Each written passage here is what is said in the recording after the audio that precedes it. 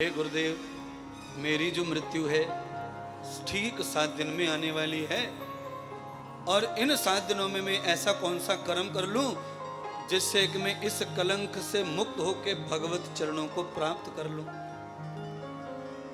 सवाल तो अच्छा है पर हल होना ठीक है, इसका हल निकलना चाहिए। तो आप सब लोग शंका में चले जाओ, समाधान ढूंढने की कोशिश करो। जन्म बीतने के बाद भी आदमी का जन्म सफल नहीं होता और राजा परीक्षित कहता है कि इन 7 दिनों में मेरा जीवन सफल हो जाए, ऐसा कोई मार्ग बताइए। तो गुरुदेव तो महान है, दिगंबर है, ज्ञानी है, तपस्वी हैं, जिनका तीसरा नेत्र खुला हुआ है, जो सुखदेव जी शंकर भगवान के अवतार हैं। उनके पास क्या ठिकाना है ज्ञान का महाराज। उन्होंने तत्काल उत्तर दिया, महाराजन 7 दिन बहुत ज्यादा हैं उद्धार के लिए। उद्धार तो एक पल में भी व्यक्ति का हो सकता है। एक पल में राजा परीक्षित हैरान हो गए सुन करके। एक पल में। आप तो जानते ही होंगे भगत जी, आदमी ट्रक से बच जाए हाईवे पे तो घर पे आके क्या कहवे, मैं आज बाल बाल बचो।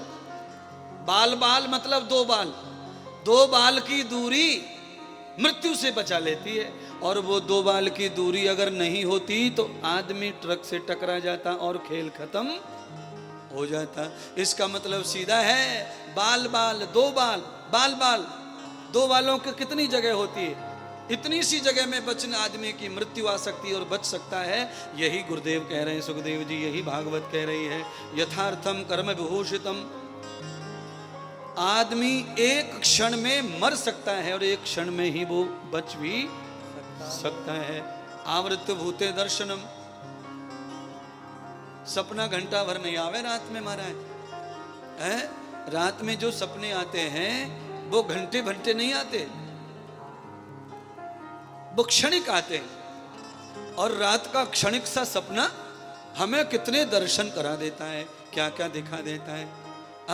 जैसे छोटे से सपने में आधा मिनट का सपना हमें इतनी दुनिया दिखा देता है, इससे अंदाजा लगता है कि पल भर में जरूर भगवत प्राप्ति हो सकती है, हम मुक्त हो सकते हैं। कैसे मुक्त हो सकते हैं, उसका क्या प्रमाण है महात्मा इंद्रदेव जी तुम्हारे पास कि हम एक पल में मुक्त हो जाएं? लीजिए, मुक्त हो गए। ये देख लो, मेरे हाथ में माला लगी है, जैसे उंगलियां माला को छोड़ेंगी ये हाथ से मुक्त हो जाएगी। लो, हो गई मुक्त। जैसे माला यूं किया है, माला मुक्त हो चुकी है। जब तक माला को हाथों ने पकड़ा है तब तक वो हाथ में, हाथ छूटते से वो हाथों से मुक्त हो जाती है। यथार्थम कृतम भूय दर्शितम, बिल्कुल संसार से आदमी ऐसे ही मुक्त हो जाता है। जब तक हम संसार ने जकड़ रखे हैं तब तक हम संसार में हैं, और जैसे ही संसार हमें छोड़ देता है हम मुक्त ही होते हैं। हमें मुक्ति की कहीं भी खोज करनी पड़ती नहीं है, क्योंकि हम तो आत्मा हैं, परमात्मा का अंश हैं, हम तो मुक्तानंद ही हैं। पर हम शरीर में आने के कारण, मन बुद्धि चित्त और संस्कारों के कारण बंधन में पड़े हुए हैं। अच्छा बोलिए, ये आदमी को अगर पुलिस नहीं पकड़ती तो ये आजादी तो था। ये तो बंधन में तब आया जब पुलिस ने पकड़ा। अगर ये पुलिस ना पकड़ती तो ये जेल में नहीं होता, बंधन में नहीं होता, ये आजादी तो था। व्यक्ति वही है, पर जैसे ही वो पुलिस के हाथ में आया तो वो बंध गया, बंधन में आया, हथकड़ियों में आ गया, 4 दीवारी में, खिड़की में बंद हो गया। संसार दिख तो रहा है, अपने भी दिख रहे हैं, मिल भी रहे, खाना भी मिल रहा है, सोना भी मिल रहा है, पर वो खुद को यही कहता है कि मैं जेल के अंदर हूँ, मैं जेल के अंदर हूँ, मैं थाने के अंदर हूँ। मैं से वही तुमसे कहना चाहता हूँ, तुम संसार के अंदर हो, तुम संसार के अंदर हो। सब कुछ मिल रहा है, घर वाले मिल रहे हैं, पैसा मिल रहा है, मोबाइल मिल रहा है, सब मिल रहा है, पर है कहाँ? घर के नहीं, संसार के अंदर, जेल के अंदर। यही महात्मा इंद्रदेव कहना चाहते हैं। संसार किसी के लिए अगर जेल है तो वही संसार किसी के लिए मंदिर भी है। कोई संसार को बंधन में पड़ के भोग रहा है और कोई संसार को बैकुंठ से भी बड़ा समझ के भोग रहा है। और मेरे लिए तो संसार बैकुंठ नहीं, करोड़ों बैकुंठों से ज्यादा बड़ा है।